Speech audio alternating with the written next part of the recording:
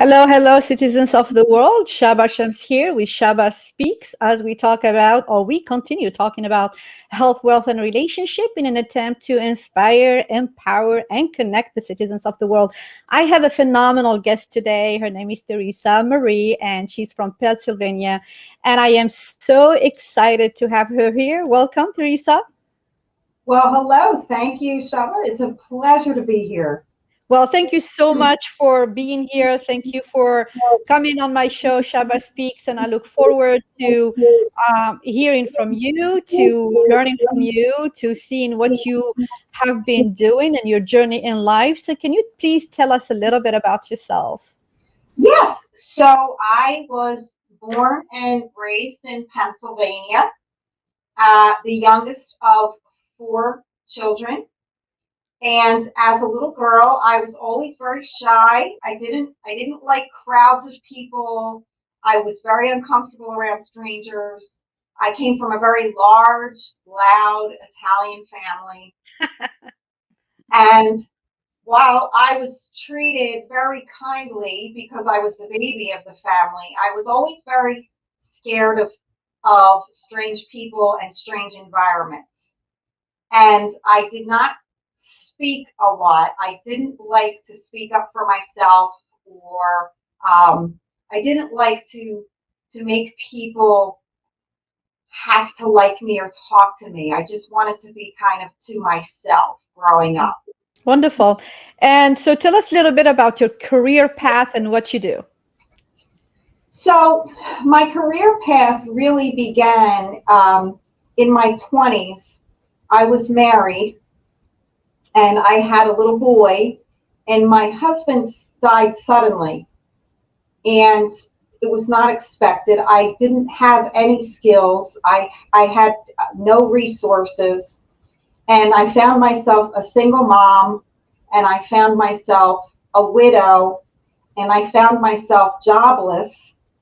And I was very frightened. And I had a rough time trying to navigate the world of being a single mom and the world of being a widow. And I had no skills. And I decided to move back to the hometown that I was born and raised in. And I began a journey of trying to educate myself. And so that began my journey of higher education, learning some skills, and learning to become empowered. And that is how I learned the meaning of resilience in my life. And the midst of several tragedies and trauma, things I had been experiencing, circumstances that was out of my control, it strengthened me and it propelled me onto my purpose. And through my suffering, I found my purpose. And share with us a little bit about your business. You're a consultant and international speaker. Tell us a little bit about that. And you were just mentioning your method, the grid, I believe, that you were talking about. Can you tell us a little bit about what you do through your business and how you impact, or your mission in life and how you impact others? Yes. Okay, that's a great question. So my education is in psychology and human behavior.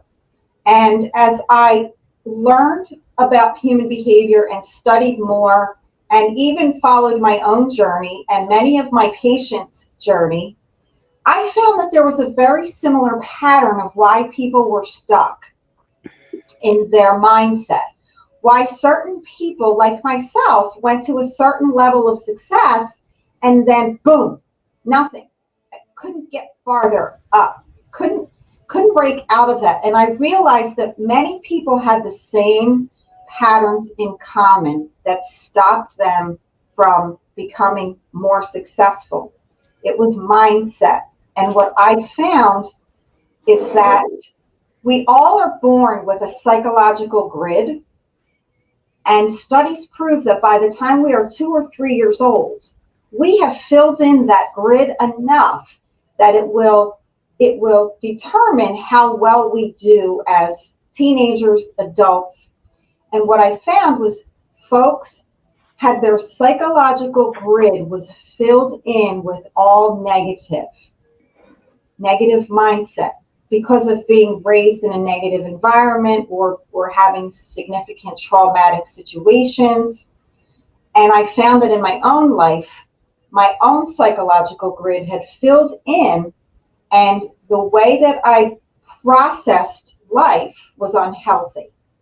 So I created the grid system. It's a curriculum to help you decide if you are stuck, help you determine where you are stuck, and diagnose the areas that you are unable to move forward in your success journey. And then I treat those areas and I help people to become more successful and get out of that negative mindset.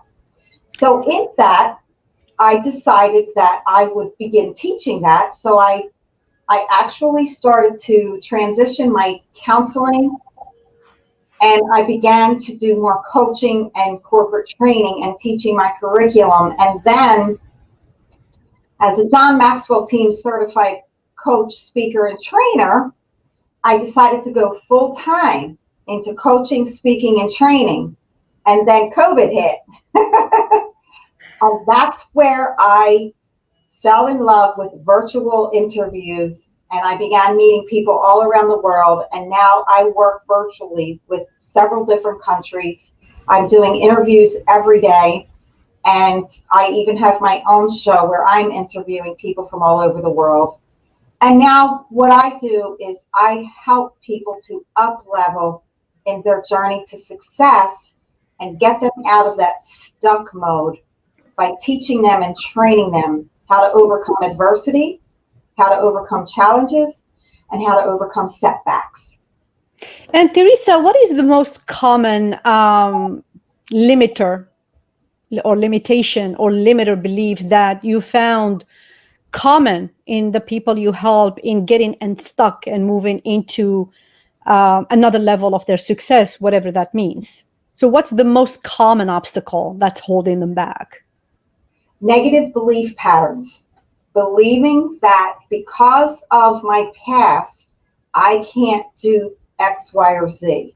Or because I'm not good enough, smart enough, healthy enough, rich enough, pretty enough, I can't be and do and have all that I was created to be and do and have. That's the most common thing that I have seen, is people's belief patterns based on their past experiences hold them back. And as you work with an international community, I'm guessing your audience, your clients are from all over. Do you, or have you noticed or seen differences in these patterns from one culture or another? Or should we just say that humans are similar everywhere? Or are there some challenges or obstacles that are more dominant in certain countries or certain cultures, I would say, versus others? Yeah, one of the things I found in many cultures, male and female are very different. Certain cultures, I believe, have different roles and responsibilities. So that could be something that has to be worked out based on your culture. I come from a very strong Italian background. Most of my growing up, our parents, our grandparents, all they wanted for their daughters and granddaughters is to grow up, get married, have children, and be at home taking care of your family and your children. That's my background. I've also seen, however, that human beings are all similar. We all want to be loved. We all want to be understood. And we all, deep down inside, we really all do want to make a difference in the world. And I have seen that across the board. And another aspect when we talk about culture is also religion. Is that also an influencer element in not so much religion itself, but sometimes how it is conveyed and how it is taught? The reason I'm saying this is because I'm from North Africa, and I grew up in a very different environment where I believe that my limiting beliefs from where I come from are rather different from other women that I connected with all over the world, from different backgrounds and from different belief systems, like religion, for instance. So is it significant also, like, to see people from different religions have different limiting beliefs? That's a really good question. So when I think of the word religion, that is a huge, broad term, because all cultures, race, creed, color have their own understanding of what I call God. And I found that in my private practice, in my own life, and in my clients, those who have faith, people of faith, I call them, people who are able to tap into their faith, I see an 85% increase in better health, better mental health, and better overall well-being. So I think faith is extremely important. I don't think it's a limiting factor. I think it's an enhancer. Yeah, I agree with that. And I always distinguish between religion and spirituality. I think Yeah. spirituality is an enhancer. That's my opinion again. But I see religion at times in the way it is conveyed, in the way it is used as a tool to broadcast certain ideas or ideologies a little bit different. Spirituality is a little different from religion. But yeah, I agree with you that it's very broad, and maybe this alone needs a sit and a long conversation about the topic. Let me go back now to what you have said about spending full time working on your business, the consulting side, consulting and speaking and corporate training. And then COVID hit, and I had the same experience, because I believe that you and I do pretty much a similar thing. And then I had personally 2 weeks of panic mode when the shutdown happened. And it's like, oh my God, now what? And it's really interesting that I am speaking with you today. It's February 4th. And actually, today is 1 year anniversary from when I l- formally resigned from my position last year. And yeah, and started this beautiful, amazing journey with consulting and speaking and so on. So then you jumped into the virtual platform. So did I, because I try to, as entrepreneur mind, you have to solve a problem, you have to be innovative, and then you have to look into not challenges but the opportunities of the current situation that was COVID. And I jumped into the virtual platform as well, and I started doing these interviews and connecting with the people all over the world, and it's been just so amazing. So tell us a little bit about how it felt. Okay, how it felt when we were on lockdown, looking at your business. Now what? How did you get into the process? What was your first steps into jumping virtual? And what have this whole process taught you? Well, first of all, when we went into lockdown, I didn't think it was going to last as long as it did. And I was pretty much able to ride the storm. One of the things that's very important is you have to be ready for the storm, because storms are going to come. If you aren't ready to be ready, then you're not going to be ready. So that's an important part to process. So I really thought it wouldn't last as long. But what I found was that my business began to take a hit because people weren't working, schools weren't in session, people weren't hiring me, people were in panic mode, like you said. And so I found that instead of me just sitting around waiting for this pandemic to end, I began to use my powers for good.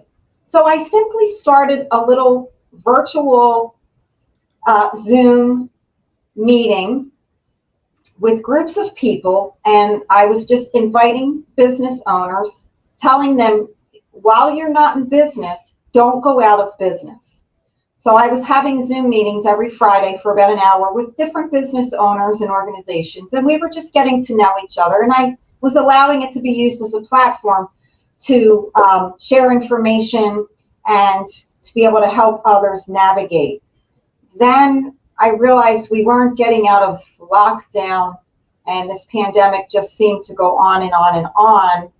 And then two of my John Maxwell team colleagues and I started what we call Worldwide Success Academy, because we found that people weren't going outside for education or business professional growth.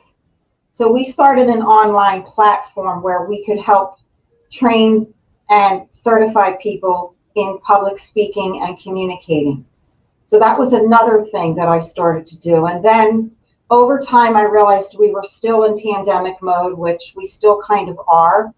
So I started a coach's corner every Friday where I interview someone who has a business or an organization where they're making a difference in the world. Because I found that all across the world, we were all experiencing the same feelings: depression, fear, anxiety, confusion, uncertainty. And we were all being traumatized, Shaba, including me. So instead of sitting around being frightened and worried and angry and anxious, I decided to continue on doing that. Now, things are starting to pick up a little bit, and I'm still doing more virtually though. So I found that in order to stay on course, I was finding that people were starting to fall off and fall away, and they were starting to give up, and they were starting to quit. And I felt it was my duty to help people stay the course. So that's what I'm doing. Absolutely. So how do you select your guest speakers for people who are interested in doing similar thing? Where do you find your guests? How do you connect with them? Well, so I have the pleasure of doing my Coach's Corner every Friday, and people will either send me a private message or they will say something and that's in a Facebook group, correct? It's a Facebook group. Even on my personal page, it's connected. So yes, I'm always looking for people who want to share their business success journey and how it will add value to my listeners and how it will add value to those who might be feeling like they're a little bit anxious or stressed out still.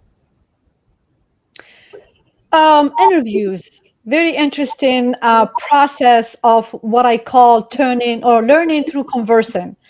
You know, it's we are really, and I know actually I Googled the word conversing. It's not such a word, you know, it's not proper English, but I'm like, what the heck? It sounds good. And I can do it because English is my fourth language. So it's like, nobody's going to blame me for, you know, tweaking the word a little bit. And I just thought it, you know, I used it once and it's like, it really sounds good. Let me see if it's even a word. And conversing is not proper English, but I'm using it, and I stand by this choice just because it sounds good when you say learning through conversing, but please don't use conversing in a sentence because it's not even proper English. And the whole idea of self-education, which is absolutely booming right now, how I think I'm trying to phrase the question in what has interviews taught you about others, and how did it help you to become like create content with your speaking, with your just framing a mission of what you have been trying to accomplish, and how interviews have helped you? Well, I am a learner. I love learning, and I learn through others, whether it be books they've written that I've read, listening to audios, watching people on YouTube. I found some of my guests through YouTube, through the people that I have interviewed over the couple of years. They've introduced me to different people. And because I've had the pleasure of speaking to different people from all parts of the world, I learned so much about how different people think and feel and act. And that has helped me. I've learned here's one thing I've learned. People who say, I'm suffering, I'm going through this is bad, this is bad.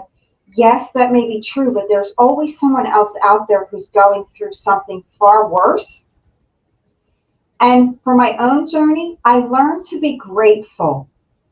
I learned to tap into my inner strength, my inner guidance source, and be grateful and live my life with gratitude. And I look around for things to be grateful for. So here's the thing, Shaba, I tell people all the time. You make a choice every day when you wake up. You can choose to be grumpy and scared and frightened, or you can choose to be grateful that you're alive. You've gotten another chance at life, one more day. And when we look around, Shaba, we all have much to be thankful for. And that gratefulness, that mindset of gratitude brings abundance. Absolutely. Amen to that. That abundance, it spreads. So we can spread joy and abundance and prosperity, or we can spread negativity and bitterness and fear, because all of those things are like a cancer that just grows and grows. And I prefer that my guests that I interview and that I have on my show are abundant mindset, prosperity mindset, and they are lovers of learning, because that's how we grow. Personal and professional development will only be successful if you love to learn and you're willing to change. Absolutely. Back to the comment about being down and being depressed. Honestly, I lived my life always telling myself that depression is a luxury that I cannot afford, just because I have this one life and I truly want to make the best out of it. So I'm always trying to do different things and trying different things. Learning is one of them, definitely most important part of growth. And I also believe that if people stop being self-centered, if they start looking outward and others, looking to other people's issues and problems and really try to contribute in a way to the betterment of humanity, that actually will get you out of your mind and your state of mind of just looking at your feelings and chewing on this negative side of things. And it really will help you change your mind, mindset, and become more positive, because you're doing something good to others. And whenever you do something good to others, you feel good about it. It's just the way it is. Anytime we try to help other people and we try to do something good for others, we automatically feel good. So call it selfishness, maybe, by being unselfish or something like that. But stop focusing all the time about you, because no matter where we are in life, there are always people who are better than us and worse than us. And we try to get inspired by those who are in better states and help those who are in worse states. So always live life in the middle. Success is something that I am personally interested in, and I do interview my guests a lot about success and growth. Tell me about how you define success and what success is for you. That's a great question. Success for me, defined for me personally, is at the end of the day, can I honestly say that I did my best, that I achieved my goals for the day, and that I have added value to those in my life? That to me is success. A lot of people say, oh, when I get the big cars, or when I get the big house, or when I get the boat, or when I get my vacation home, then I'll be happy. When I have that big bank account, then I'll be happy. Here's what I found. Be happy first, and all those things will come in time. Success is not something we wake up. Now listen, I have been through so many different challenges. I have I have been in situations where I never thought I would come through. I was very down, very depressed for many years, was very anxious. Success did not come easy to me. Success is a mindset. Because I know lots of people with big houses and lots of money and cars and their business is booming and they're not very happy. They still feel like something is missing in their life. So I tell people to just learn to be happy. Learn to be successful in your mindset. Walk around successful. And then you will find that all of the things that you're thinking of and wanting will come to you. They will be drawn to you. The law of attraction states that it will attract to you. Effortless. Absolutely. And I love Bob Proctor because he was part of the first original Secret, if you know the book and the documentary. And he's actually big on the law of attraction and vibration. Lovely man. So when you said about you can reach success, you can reach the big, the big house, the big money, the big fame, and yet something is missing. I think what came to my mind is a lot of these famous people who end up killing themselves or kind of get into addiction of drugs and alcohol and so on and so forth, in spite of the fact that they have it all.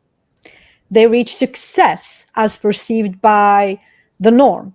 And yet, echoing what you said, something was missing.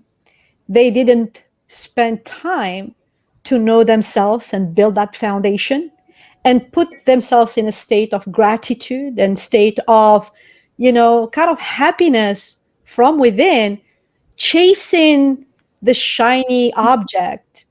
And only that, once you get there and you don't have anything and it's still void within you and you don't understand why you were chasing the shiny object, why you were trying to do what you're trying to do, and you get there and it's like, this is it. And that emptiness is really what will drain you and even lead, like I said, so many of them actually kill themselves because once they get there, they had no foundation, no core values that really connected them to what success was going to mean to them and what they were going to do. So yeah, definitely I agree with you that people need to know themselves and understand where their heart is. You said that success did not come easy to you. Could you just walk us in how you unstuck yourself in a way from where you were and you feel stuck and unhappy to what is it that you did? We all have a blueprint in life, right? If you can share with us, like, what is it that Theresa did to get herself unstuck and really live in the riches and kind of change her mindset and reach that. So, because success is not a destination, it's a journey, right? Yes. Yes. And so the shortest answer I can give you is I invested my time, I invested my money, and I invested myself in coaching. And I hired coaches, mentors, business advisors. Like I said, I invested. I invested my time, my money, myself into getting good at what I do. And I firmly believe that the best thing for me that I ever did was to change my circle of influencers. So being a John Maxwell team certified speaker, coach, and trainer, I have access to fabulous people all over the world. I have my own coaches that I speak to. I have mentors that I tap in as often as possible. And that was how I grew. That was how I changed. Because you have to remember, I had a fear of public speaking, Shaba. I wouldn't take on certain speaking engagements. I was very frightened of speaking in front of people. So it wasn't my goal to be a speaker, coach, and a trainer. It was my goal to just get through life without any more tragedy and trauma.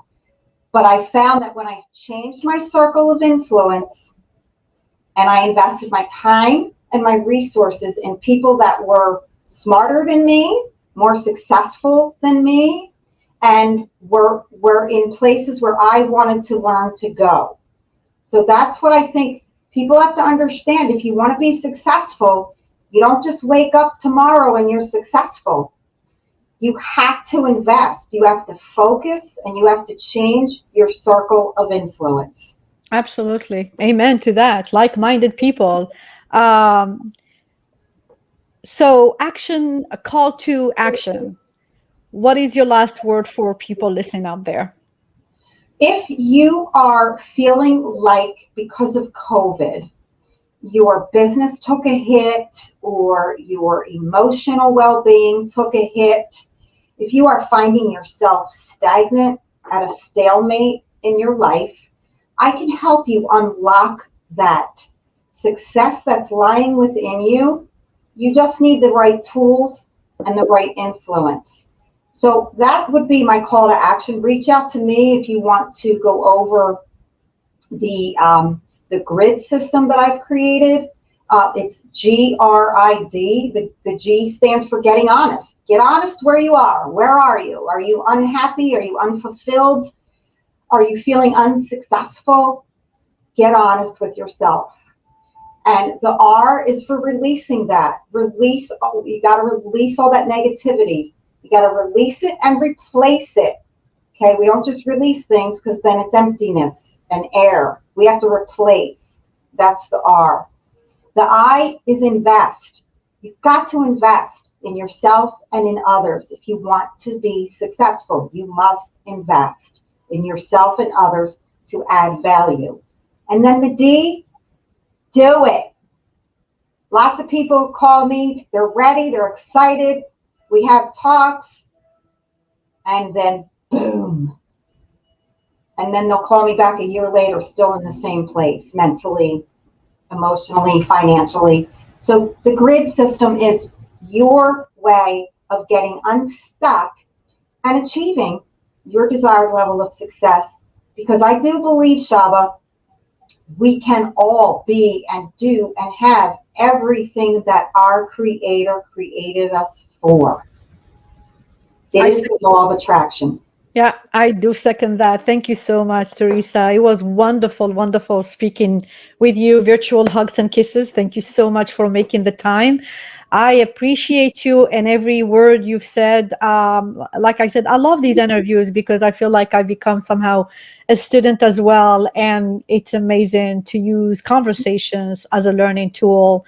So thank you so much, Theresa, for being here. I really enjoyed the session, and please don't go because I have a couple of more questions offline. And guys, thank you so much for tuning in on another Shaba Speaks, where we talk about health, wealth, relationship in an attempt to inspire, empower, and connect the citizens of the world. Thank you so much, guys, for tuning in. Thank you, Theresa, and I will see you guys on the next one. Thank you and salam.